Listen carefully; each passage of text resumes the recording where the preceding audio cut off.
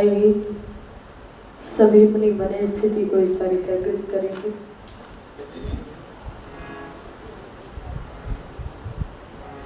स्वस्ति पंथा मनुजरीम सूर्य चंद्रमा साविव पुनरिददिताग्नता जानता संगमे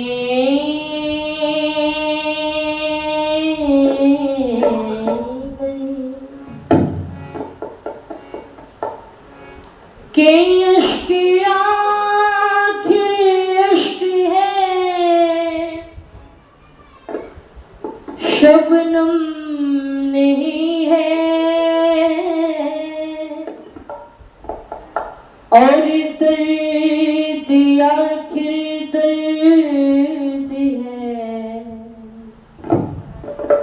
सरगम नहीं है।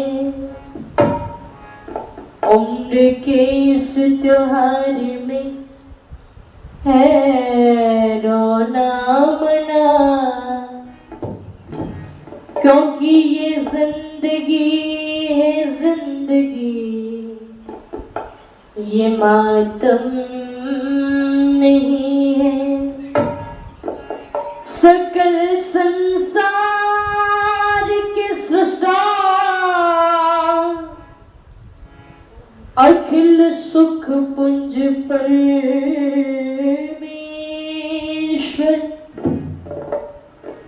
त्वरित दुख दूर कर देगा। हमें भद्र गुणे सुख कर त्वरित दुख दूर कर देगा। हमें भद्र गुणे सुख कर के प्रभु को न जाना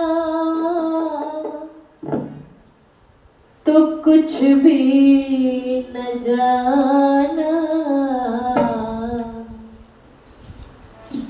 और यदि उसको जाना तो सब कुछ है जाना। प्रभु को न जाना तो कुछ भी न जाना, यदि उसको जाना तो सब कुछ है जाना। प्रभु को न जाना तो कुछ भी न जाना, यदि उसको जाना तो सब कुछ है जाना। प्रभु को न जाना तो कुछ भी न जाना, यदि उसको जाना तो सब कुछ है जाना। वही तो पिता है और माता सभी का, कर्मों का रखता है खाता सभी का। वही तो पिता है और माता सभी का, कर्मों का रखता है खाता सभी का। न्यायोचित फल न्यायोचित फल वही देने वाला, बचेगा न कोई ना चलेगा बहाना। प्रभु को न जाना तो कुछ भी न जाना, यदि उसको जाना तो सब कुछ है जाना। प्रभु को न जाना तो कुछ भी न जाना, यदि उसको जाना तो कुछ भी न जाना। न रुश्वत सिफारिश गलत गर किया उसकी सजा तो मिलेगी, न रिश्वत सिफारिश वहाँ पे चलेगी। गलत गर किया उसकी सजा तो मिलेगी, यहाँ छूट जाएगा वहाँ न बचेगा, यहाँ छूट जाएगा वहाँ न बचेगा। भूल कर विचारे ऐसा मन में न लाना, प्रभु को न जाना तो कुछ भी न जाना।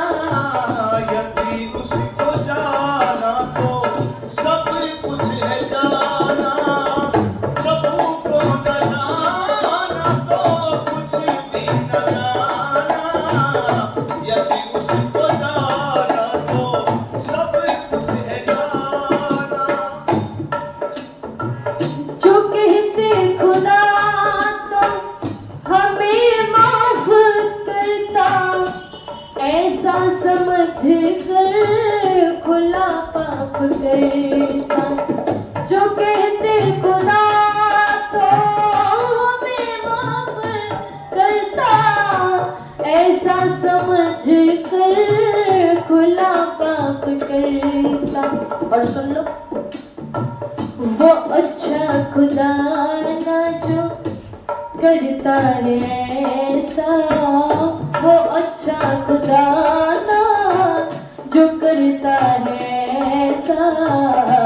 खोला है उसने भी कोई कतल खाना, प्रभु को न जाना तो कुछ भी न जाना। यदि उसको जाना तो सब कुछ है जाना, प्रभु को न जाना तो कुछ भी न जाना। यदि उसको जाना तो सब कुछ है जाना। अरे सुन पुजारी, तेरी झूठी कथा है, जो कहता है करता क्षमा देवता है। अरे सुन पुजारी, तेरी झूठी कथा है, जो कहता है करता क्षमा देवता है। चाहे गंगा नाले चाहे पिंडदान कर ले, चाहे गंगा नाले चाहे पिंडदान कर ले। शब्द घंटी घड़ियाल जितने बजाना, प्रभु को न जाना तो कुछ भी न जाना। यदि उसको जाना तो सब कुछ है जाना, प्रभु को न जाना तो कुछ भी न जाना। यदि उसको जाना तो सब कुछ है जाना।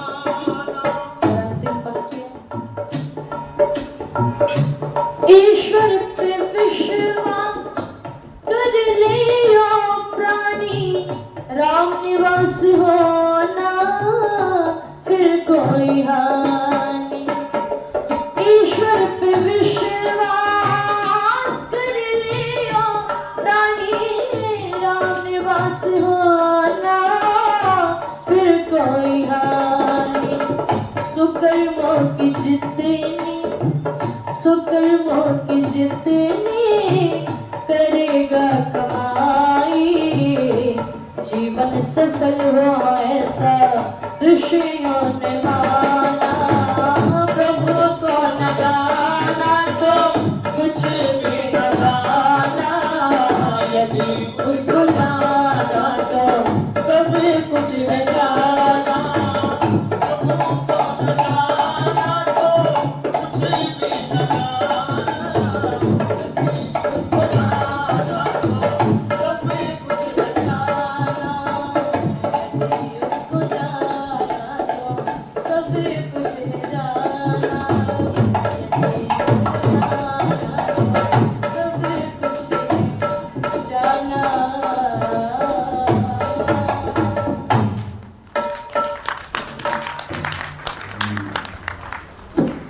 बहुत ही आदर और सम्मान श्रद्धा की योग्य,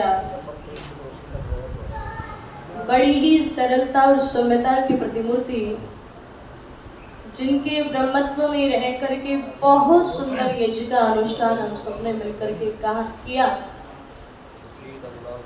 आर्य जगत की बहुत उच्च कोटि की विदुषी श्रद्धेय आचार्य आर्याशा दर्शनाचार्य जी, मेरे जीवन के प्रेरणा स्रोत श्रद्धेय मेरे पिता जगदीश जी, ढोलक पर बहुत सुंदर संगति कर रहे श्रद्धेय भाई हरीश जी, अपनी आर्य समाज के यशस्वी प्रधान मंत्री जी, कोषाध्यक्ष जी, समस्त पदाधिकारी,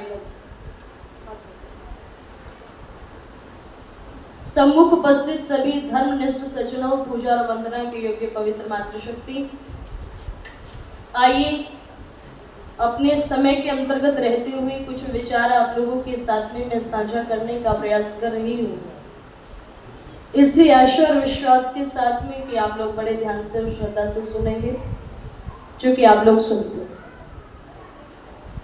अच्छा, अभी हम लोग यज्ञ कर रहे थे सज्जनों, और यज्ञ करते समय अनेकों मंत्रों के बाद हमने बोला इदं नमः, इदं नमः, अर्थात ये जो मैं समर्पित कर रहा हूँ, ये जो मैं आहुति दे रहा हूँ, ये मेरी अपनी नहीं है। इसका भाव क्या है? ये मेरा नहीं है। और ध्यान रखिएगा, हाँ, जहां व्यक्ति के जीवन के अंदर ये आ जाता है ना, ये मेरा है, ये मेरा है, और फिर जब वो चीज उस व्यक्ति से दूर होती है तो उससे दूर होने का दुख व्यक्ति को उतना ही होता है। और जब मन के अंदर ये विचार रहता है कि ये मेरा नहीं है, ये मेरा नहीं है, तो अगर वो चीज उससे दूर भी हो जाती है तो उसे खोने का दुख उस व्यक्ति को नहीं होता। और इसका उदाहरण मैं आप लोगों को यदि दूं तो मुझे वो घटना याद आती है। एक पुस्तक में मैंने पढ़ा, महात्मा आनंद स्वामी जी की एक पुस्तक मैंने पढ़ी, और उसमें उन्होंने इस घटना का उल्लेख किया। घटना क्या है कि एक बहुत बड़े उद्योगपति, जिनके किसी एक बंगले में आग लग जाती है, और वो व्यक्ति उस बंगले के सामने खड़ा होकर के फूट फूट करके रो रहा है। एक व्यक्ति उनके बराबर में खड़ा था, उन्होंने पूछा कि भाई साहब आप रो क्यों रहे हो? तो ये व्यक्ति कहता है कि तुम्हें दिखाई नहीं दे रहा है क्या? ये जो सामने बंगला जलता हुआ दिखाई दे रहा है, ये मेरा ही बंगला है। ये वो बंगला है जिसे मैंने अपने मेहनत और पसीने की कमाई से जोड़ करके खरीदा था, और वो बंगला आज मेरी आंखों के सामने राख होने जा रहा है। तो मैं रोऊं नहीं तो क्या करूं? तो वो व्यक्ति कहते हैं कि इसमें रोने वाली कौन सी बात है? तो वो व्यक्ति आश्चर्य से देखता है उसकी तरफ। उस व्यक्ति ने पुनः कहा कि इसमें रोने वाली बात कोई नहीं है। बोले कैसे नहीं है? बोले जिस बंगले को आप अपना कह रहे हो, ये बंगला तो आपका है ही नहीं। उन्होंने कहा कि ऐसी क्या बात? जिसे मैंने खुद अपने पैसों से खरीदा वो मेरा नहीं तो किसका है? तो वो व्यक्ति कहते हैं कि जिस बंगले को आप अपना कह रहे हो, इस बंगले को तो आपके बड़े बेटे ने किसी को बेच दिया है। अब ये आपकी संपत्ति नहीं है। जब उस व्यक्ति ने इस बात को सुना तो उसने जरा चैन की सांस ली, और फोन उठा करके अपने बड़े बेटे के पास मिला करके कहता है कि बेटे, ये जो यहाँ पर हमारा बंगला है, क्या ये तुमने बेच दिया है? तो उसका बेटा कहता है कि पिताजी, बेचा तो नहीं, पर बेचने की बात जरूर चल रही थी। जब उस व्यक्ति ने इस बात को सुना तो वो व्यक्ति पुनः फुट फुट करके रोने लगा। पता चला कि जब तक उस व्यक्ति को ये पता था कि ये बंगला मेरा है, तो उसे खोने का कितना अथाह दुख उस व्यक्ति को हो रहा था। और अगले ही क्षण जब उसे ये पता चला कि ये मेरा नहीं है बल्कि किसी और की संपत्ति है, तो जो चैन, जो सुख उसके चेहरे पर था, वो देखने लायक था। इसलिए मैं निवेदन कर दूं, इस संसार के अंदर लोग ये सोचते हैं ये भी मेरा है, ये भी मेरा है, ये भी मेरा है, लेकिन ये भूल जाते हैं कि इस संसार के अंदर कुछ भी हमारा नहीं है, ये भौतिक चीजें हमारी नहीं है। और बहुत बड़ा उदाहरण सिकंदर ने दुनिया को दिया। पूरी दुनिया को जीतने के लिए आया सिकंदर, पूरी दुनिया का माल हथियाने के लिए आया सिकंदर। बहुत बहुत धन्यवाद। लेकिन जब संसार से विदा होने चला है तो लोगों से कहा है कि जब मेरी अर्थी को उठाओ ना तो मेरे दोनों हाथों को अर्थी से बाहर निकाल देना। बोले किस लिए? बोले ताकि दुनिया को ये पता चले कि जो सिकंदर नाम का व्यक्ति सारी दुनिया को जीतने आया था वो आज स्वयं खाली हाथों जा रहा है, वो खाली हाथों जा रहा है। इसलिए व्यक्ति का अगर संसार के अंदर कुछ है तो उसके द्वारा किए गए शुभ अशुभ कर्म हैं। तो आइए संसार के अंदर रहते हुए शुभ कर्मों को हम करते चले, अपने जीवन के अंदर तैयारियां करते चले, संचित करते चले। बैंक बैलेंस तो बहुत जोड़ लिया, अब जरा सा आगामी जीवन के लिए भी कुछ जोड़ ले। तो बहुत सुंदर पंक्तियां लिखी कवि ने, जरा जुड़िएगा। कि कर ले भला होगा भला अंत भला है, कर ले भला होगा भला अंत भला है, बस यही संसार में जीने की कला है, बस यही संसार में जीने की कला है। कर ले भला होगा भला अंत भला है, कर ले भला होगा भला अंत भला है, बस यही संसार में जीने की कला है, बस यही संसार में जीने की कला है। प्राणी रे प्राणी रे प्राणी रे प्राणी रे, कर ले भला होगा भला अंत भला है, बस यही संसार में जीने की कला है, अरे बस यही संसार में जीने की कला है। जिसने नेकी बदी को विचारा, राज समझा है जीवन का सारा, जिसने नेकी बदी को विचारा, राज समझा है जीवन का सारा, उसका बाग सदा हरा फूला फला है, उसका बाग सदा हरा फूला फला है, बस यही संसार में जीने की कला है, अरे बस यही संसार में जीने की कला है। कर ले भला होगा भला अंत भला है, कर ले भला होगा भला अंत भला है, बस यही संसार में जीने की कला है, बस यही संसार में जीने की कला है। प्रेम सिंधु जो चाहते हो तैरना, भूल कर भी बुरा कुछ न करना, प्रेम सिंधु जो चाहते हो तैरना, भूल कर भी बुरा कुछ न करना, मान लो बेमौली ऋषियों की सलाह है, मान लो बेमौली ऋषियों की सलाह है, बस यही संसार में जीने की कला है, बस यही संसार में जीने की कला है। प्राणी रे प्राणी रे प्राणी रे प्राणी रे प्राणी रे प्राणी रे प्राणी रे प्राणी रे, कर ले भला होगा भला अंत भला है, कर ले भला होगा भला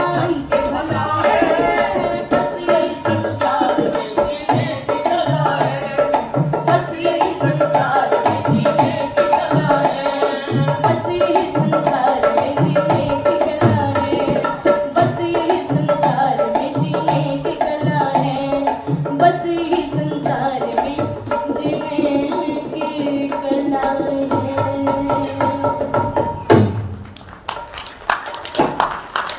संसार के अंदर हम कुछ अच्छा करते नहीं है, शुभ कर्म करते नहीं है, और फिर जब जीवन के अंदर दुख आते हैं ना तो लोग परमात्मा को गाली देते हैं, परमात्मा को भला बुरा बोलते हैं। ध्यान रखिएगा, ऋषि दयानंद जी महाराज भी कहते हैं कि चींटी से लेकर के हाथी तक प्रत्येक प्राणी दुख से छूटना चाहता है, लेकिन छूट नहीं पाता। इसका बहुत बड़ा कारण ये है कि जो हम लोगों ने अपने जीवन के अंदर अशुभ कर्म किए हैं, जो पाप कर्म किए हैं, वो आज हमें दुख रूप में भोगने पड़ रहे हैं, और जब भोगने पड़ रहे हैं तो हम भगवान को गालियां देते हैं। लेकिन कभी बैठ करके विचार नहीं किया कि जो हमारे द्वारा किए गए शुभ अशुभ कर्म है ये उन्हीं का तो फल है, इसमें ईश्वर की कोई गलती थोड़ी है। लेकिन अस्तु, प्रत्येक व्यक्ति दुख से छूटना तो चाहता है सजनों, लेकिन छूट नहीं पाता। दुनिया के लोगों के साथ में ठीक वही हाल है। मैं अक्सर सुनाया करती हूँ कि एक बार नदी के किनारे किनारे दो मित्र चले जा रहे थे। उनमें से एक मित्र की नजर पड़ी कि नदी में कोई काली काली वस्तु बही जा रही है। इन्होंने सोचा कि ये काली काली वस्तु लगता है कोई कंबल है जो तैर करके आ गया। इसने अपने मित्र से कहा कि भाई साहब तुझे तैरना आता है, देख एक बार वो नदी में काली काली वस्तु बही जा रही है, मुझे लगता है वो कंबल है, तुझे तैरना तो आता ही, एक बार जरा तैर करके उस कंबल को निकाल ला, दोनों मिलकर के निचोड़ लेंगे, सर्दियों में ठंड भगाने के काम आएगा। उसने कहा कि ठीक है। अब ये मित्र जैसे ही तैर करके उस काली काली वस्तु के पास पहुंचा सजनों, तो वस्तुतः वो काली काली वस्तु कोई कंबल नहीं था, बल्कि एक रीछ था, भालू था जो तैर करके आ गया। अब इसने कंबल समझ करके जैसे ही इसे पकड़ने के लिए हाथ आगे बढ़ाया तो इस भालू ने इसे पकड़ लिया। और आप लोगों ने देखा होगा कि जब कोई प्राणी, कोई मनुष्य जब डूबने को जा रहा हो तो वो बचाने वाले को पकड़ता है कि भाई साहब जान बचनी चाहिए, चाहे इसे डुबा करके बचे। अब इस भालू ने जब इसे पकड़ लिया तो दोनों पानी में गदमद हो रहे हैं, और ये मित्र सारा सारा दृश्य किनारे पर खड़ा होकर के देख रहा था। इसने अपने मित्र को आवाज लगाई कि भाई साहब अगर कंबल ज्यादा भारी है और तुझसे संभल नहीं रहा है तो इसे छोड़ दे। लगता है ज्यादा भारी हो गया कंबल, डबल बेड का है। इसने फिर आवाज लगाई कि भाई साहब अगर कंबल ज्यादा भारी है, तुझसे संभल नहीं रहा है तो इसे छोड़ दे, अपन तो कंबली में ही चला लेंगे काम। फिर ये व्यक्ति आवाज मार करके कहता है कि भाई साहब मैं तो कंबल को छोड़ना चाहता हूं, लेकिन ये कमबख्त कंबल मुझे ही नहीं छोड़ रहा, इसने मुझे पकड़ लिया। तो यानी हम तो दुख से छूटना चाहते हैं सजनों, लेकिन दुख हमें नहीं छोड़ते। और जो व्यक्ति के जीवन के अंदर दुख आते हैं ना, तो कुछ होते हैं लोग जो हंसना छोड़ देते हैं, खाना छोड़ देते हैं, पीना छोड़ देते हैं, बातें करनी छोड़ देते हैं, गांव छोड़ देते हैं, देश छोड़ देते हैं, और कुछ तो अभागे ऐसे होते हैं कि वो जीना ही छोड़ देते हैं। लेकिन ध्यान रखिएगा, जीवन के अंदर यदि दुख आए तो न हंसना छोड़ना, न खाना छोड़ना, न पीना छोड़ना, न बातें करनी छोड़नी, न गांव छोड़ना, न देश छोड़ना, और न जीना छोड़ना, बल्कि अपने मन को कहीं लगाना है, अपने जीवन के अंदर कुछ धारण करना है। और क्या धारण करना है? आदरणीय श्रद्धेय आचार्य आत्म प्रकाश जी हमारे मध्य में उपस्थित है। एक बार जोरदार तालियां बजा करके आप स्वागत करेंगे। बहुत बहुत स्वागत है। आइए जरा जुटने का प्रयास कीजिएगा।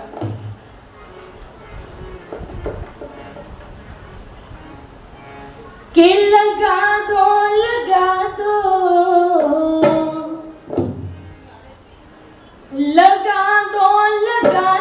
मन को ईश्वर भजन में तो दुख से भरे हो, दुख से भरे दिन रात न हो।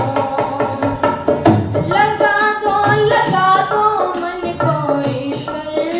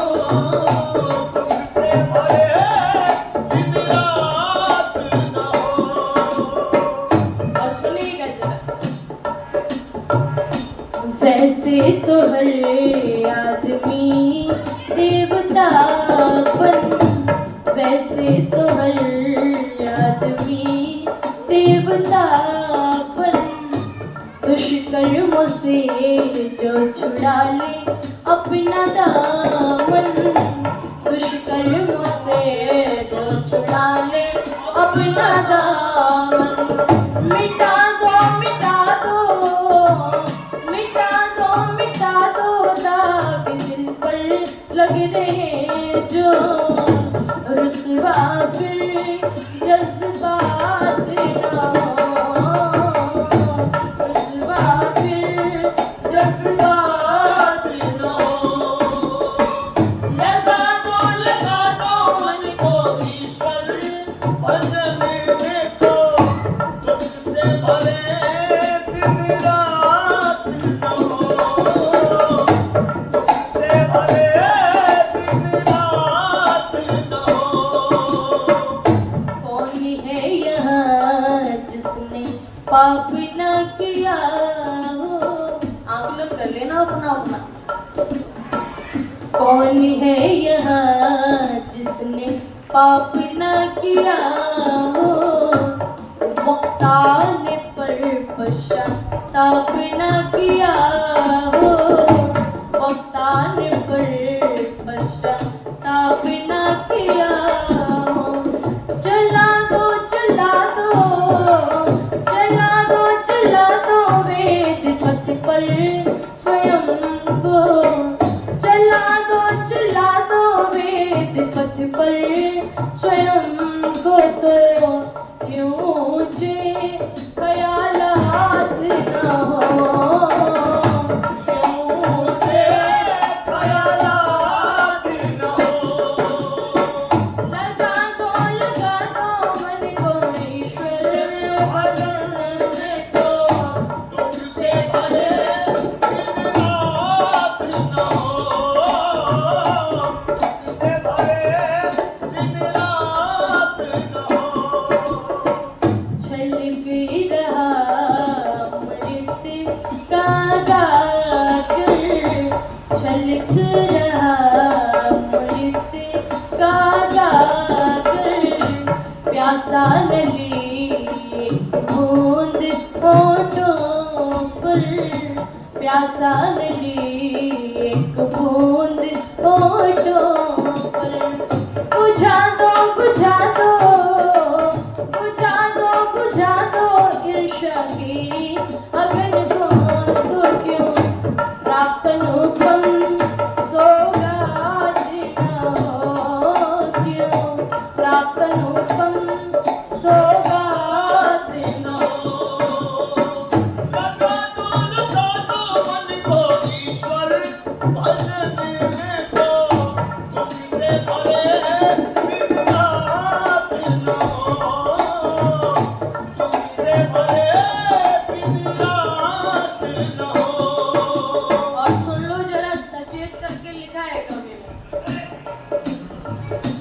भोगे बिना कटेगा नहीं बंधन, भोगे बिना कटेगा नहीं बंधन, श्रेष्ठा चरण से यदि तुम समर्पण, श्रेष्ठा चरण से यदि तुम समर्पण, करा दो करा दो करा दो करा दो जितनी जल्दी हो सके तो, इतने बुरे हालात न हो, इतने बुरे हालात न हो।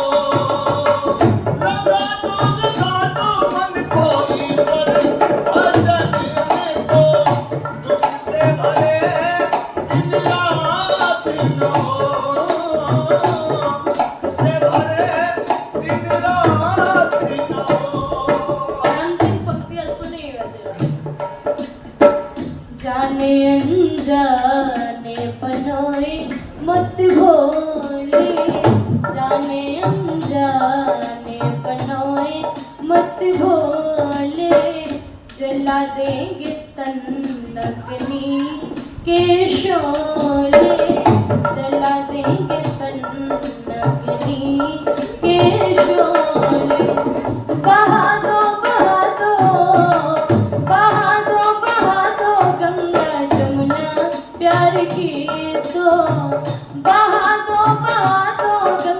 जमुना प्यार की तो क्यों निर्मल विख्यात ना हो, क्यों निर्मल विख्यात ना हो। लगा दो मन को ईश्वर भजन में तो उससे भरे दिन रात ना हो,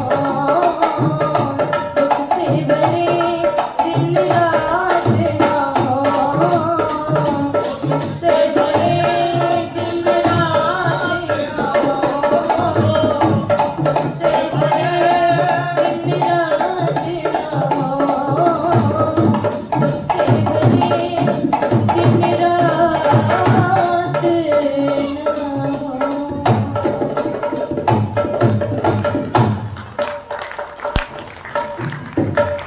छोटा छोटा सा प्रयास यदि हम करें अपने जीवन के अंदर कुछ संचित करने के लिए, तो सजना वो बहुत बड़ा वरदान बन सकता है हमारे।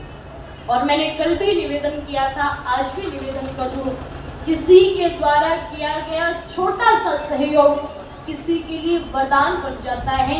और जिस प्रकार से ऋषि दयानंद जी महाराज के लिए बाबा अमरलाल जोशी ने भोजन की व्यवस्था की, और उसी प्रकार एक और उदाहरण इतिहास के अंदर देखने को मिलता है। महाराणा प्रताप, जिन्होंने सजनों कस्में खाई कि चाहे मेरे शरीर के टुकड़े टुकड़े टुकड़े हो जाए, लेकिन मैं किसी के सामने झुकूंगा नहीं।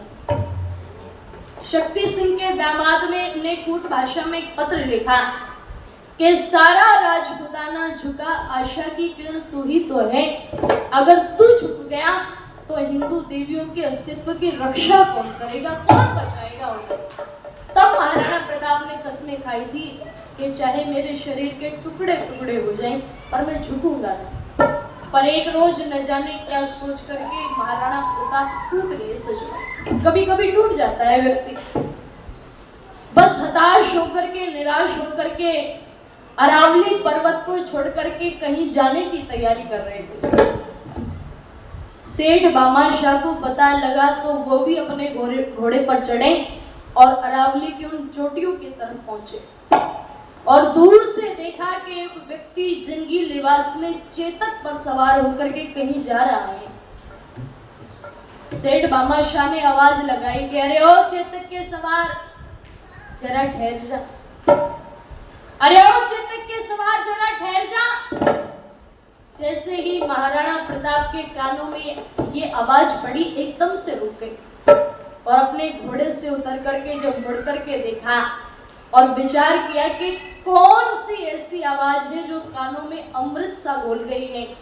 और जब नजदीक जाकर के देखा तो पहचानने में देर नहीं लगाई, देखा कि सामने सेठ बामाशाह खड़े हुए। ओहो, सेठ ने पूछा, राणा कहाँ जा रहे हो? तो महाराणा प्रताप कहते हैं कि मेरे पास में धन नहीं है, जनशक्ति नहीं है, मातृभूमि को आजाद कराना चाहता हूँ, कराऊं तो कराऊं कैसे, मजबूर हो गया। सेठ बामाशाह ने कहा कि मेरे रहते हुए, चूंकि क्षत्रिय थे, कहा कि क्षत्रिय केवल देता है, लेता नहीं है, पर देने वाला कहाँ झुकता है। सेठ ने कहा कि मैं तुझे थोड़ी दे रहा हूं, मैं तो अपनी मातृभूमि को दे रहा हूं, मैं तो अपनी जन्मभूमि को दे रहा हूं। और ध्यान रखिएगा, अगर तुम क्षत्रिय होकर के तन से सेवा कर सकते हो, तो मैं वैश्य होकर के धन से सेवा क्यों नहीं कर सकता। ये चित्तौड़ की भूमि तुम्हारी भी मातृभूमि है, मेरी भी मातृभूमि है। और राणा सुन ले, मेरे रहते हुए चिंता करने की आवश्यकता नहीं। 21 जून 1576 की बात है ये सजो। मेरे रहते हुए चिंता करने की आवश्यकता नहीं है। जितना धन चाहते हो उतना धन मिलेगा, लेकिन अरावली को छोड़कर के मत जाओ। अगर तुम झुक गए, तुम टूट गए, तो इस हिंदुत्व को बचाने वाला है तो है कौन? कोई नहीं है इस हिंदुत्व को बचाने वाला। और उस समय में कितना दान दिया सेठ बामाशाह ने? 20 लाख स्वर्ण मुद्राएं और 30,000 रुपए नगद। आज के जमाने में कितना बैठता है, जरा हिसाब लगा करके जोड़ लेना। इतना दान दिया सेठ भामाशाह ने कि 12 वर्ष तक 25,000 सेना का निर्माण होता रहा। इतना दान दिया और उसी दान के बलबूते पर महाराणा प्रताप ने, वैसे तो चित्तौड़गढ़ के 80 किले थे, लेकिन 36 किलों को उन्होंने आजाद कराया, स्वतंत्र कराया। इसलिए मैं कहती हूँ किसी का दिया हुआ छोटा सा दान किसी के लिए वरदान बन जाता है। और एक बात कही सेठ भामाशाह ने, क्या?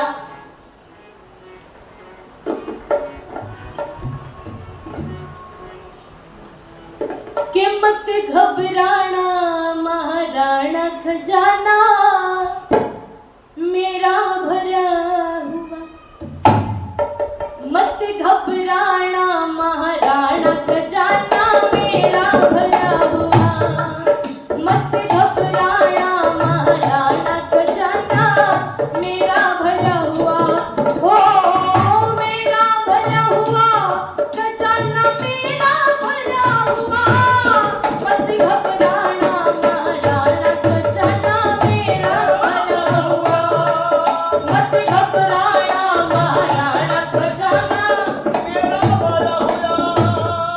मेरे पास में धन है इतना, उतना तो तुम चाहो जितना, मेरे पास में धन है इतना, उतना तो तुम चाहो जितना, बोलो अब मंगवा दो कितना, घर पर धरा हुआ, मत घबराना महाराणा खजाना मेरा भरा हुआ, मत घबराना महाराणा खजाना मेरा भरा हुआ। और एक बात कही, क्या? तुम क्षत्रिय करो सेवा धन से, मैं वैश्य करूं सेवा धन से, तुम क्षत्रिय करो सेवा धन से, मैं वैश्य करूं सेवा धन से, देश बचाना दुश्मन से और व्यक्ति डरा हुआ, मत घबराना महाराणा खजाना मेरा भरा हुआ, मत घबराना महाराणा खजाना मेरा भरा हुआ। और आगे लिखा, क्या? शोभाराम प्रेमी जी की लिखी हुई पंक्तियां हैं ये, जरा आनंद लेंगे।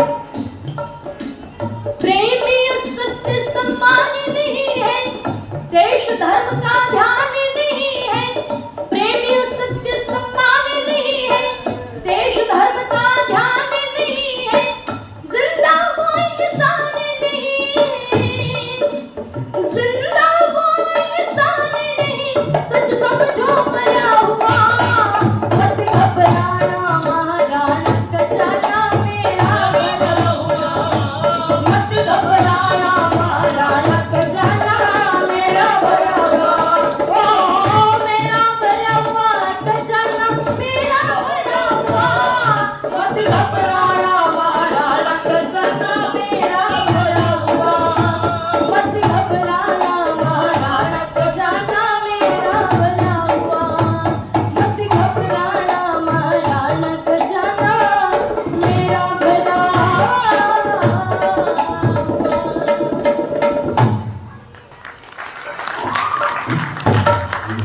महाराणा प्रताप वो व्यक्तित्व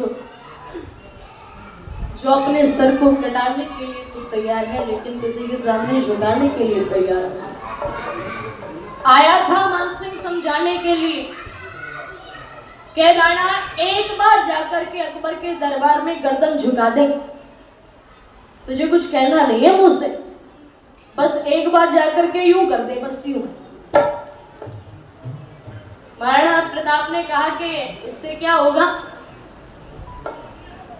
मानसिंह कहता है कि राणा भारत की जिस संपत्ति पर उंगली रखेगा ना, अकबर तुझे देने के लिए तैयार है। महाराणा प्रताप ने कहा कि मुझे तो ये सब मिल जाएगा, पर ये बता तुझे क्या मिलेगा? सच्चाई को रोक नहीं पाया मानसिंह। उसने कहा कि मुझे बदले में 12 गांव इनाम में मिल जाएंगे, 12 गांव। जब ये बात सुनी महाराणा प्रताप ने तो सजनों खून खोल गया, हाथ भाले पर चला गया, मुट्ठी को बंद करके भुजाएं फड़फड़ाने लगी, आंखों में लहू उतर आया और मुट्ठी को बंद करके कहता है कि अरे ओ मानसिंह, अगर आज तू मेरा भाई न रहा होता ना, तो राणा का भाला होता और तेरी गर्दन होती।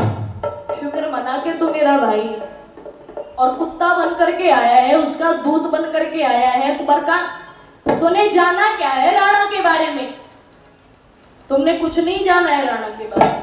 अपने स्वाभिमान की रक्षा के लिए राणा अपनी गर्दन को कटा तो सकता है, पर किसी के सामने झुका नहीं सकता।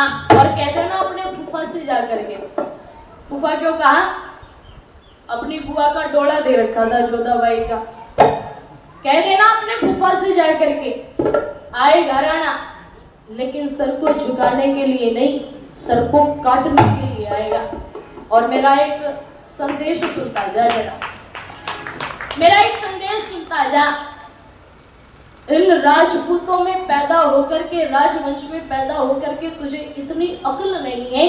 अपनी मातृभूमि के लिए हम लोग प्राणों को न्यौछावर कर सकते हैं, पर किसी के तलवे चाट नहीं सकते। और तू कुत्ता बन करके आ गया, उसी के टुकड़ों पर पल रहा है ना। और एक बात सुनता जा मेरी जरा, क्या के हो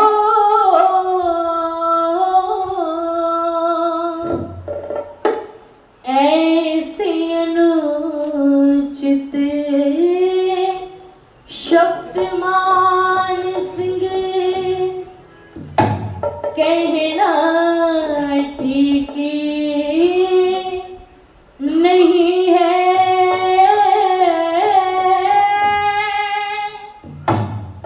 और शेरों का पिंजरा में बंद रहना ठीक नहीं है। हो ऐसे अनुचित शब्द मान सिंह कहना ठीक नहीं। शेरों का पिंजरा में बंद रहना ठीक नहीं। ओ ऐसा अनुचित शब्द मान सिंह अपने कुल को नहीं मान सिंह, दब्बा लाना चाहिए। जिस माता का दूध पिया से नहीं लजाना चाहिए। आन पान और शान की खातिर मर मिट जाना चाहिए। गैर धर्म के राजा को ना शीश झुकाना चाहिए रे। गैर धर्म के राजा को ना शीश झुकाना चाहिए। आजादी तज हो, आजादी तज बंधन में दुख सहना ठीक नहीं है। हो ऐसे शब्द मान सिंह कहना ठीक नहीं। हो शेरों का पिंजरे में बंद रहना ठीक नहीं। ओ ऐसा अनुचित शब्द मान सिंह और मुझे लालच देने के लिए आया है तू, ये दिखाने के लिए आया है कि अकबर के महलों में मैं सुखी रहूंगा। मुझे सोने और चांदी के बर्तनों के प्रलोभन देने के लिए आया है। उस अकबर के महलों से ना ये मेरी वन की कोठी कहीं अच्छी है। उस अकबर की मेवा मिष्ठान से मेरी घास की रोटी कहीं अच्छी है। उस अकबर की पोशाकों से मेरी फटी हुई लंगोटी कहीं अच्छी है। क्यों अच्छी है? क्योंकि ये स्वाभिमान का प्रतीक है।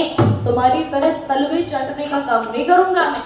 और लिखा आगे क्या, अकबर के उन महलों से मेरी विपत कसौटी अच्छी है।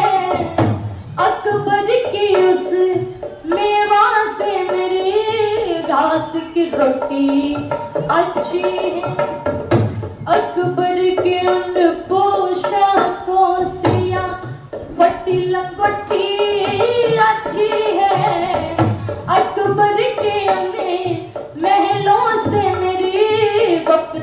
कसौटी अच्छी है, अकबर के उन महलों से मेरी विपत कसौटी अच्छी है। जो बारा जो तन को सुख ना देता वो गहना ठीक नहीं है।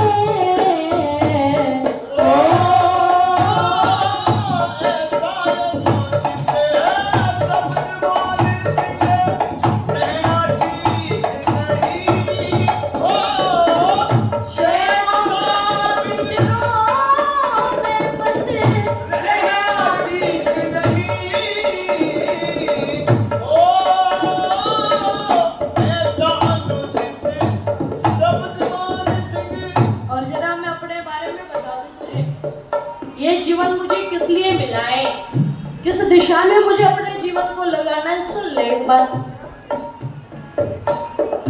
देश धर्म के लिए हुई है पैदा खोड़ मेरी, बहुत दिनों से तेरी रही प्यारी चित्तौड़ मेरी। देश धर्म के लिए हुई है पैदा खोड़ मेरी, बहुत दिनों से तेरी रही प्यारी चित्तौड़ मेरी। मिलो अकबर से मिलो अकबर से, मिलो अकबर से पाला लेके हो दिल्ली तोड़े मेरी, जिंदगी भर ना तोड़ सकेगा वो मरोड़ मेरी। ओ जिंदगी भर ना तोड़ सकेगा वो मरोड़ मेरी। शोभाराम स्वतंत्र भवन का, शोभाराम स्वतंत्र भवन का गहना ठीक नहीं है। ओ ऐसे अनुचित शब्द मानस के गहना ठीक पिंजरों से बंदी रहना ठीक नहीं है। ओ ऐसे अनुचित शब्द मान सिंह।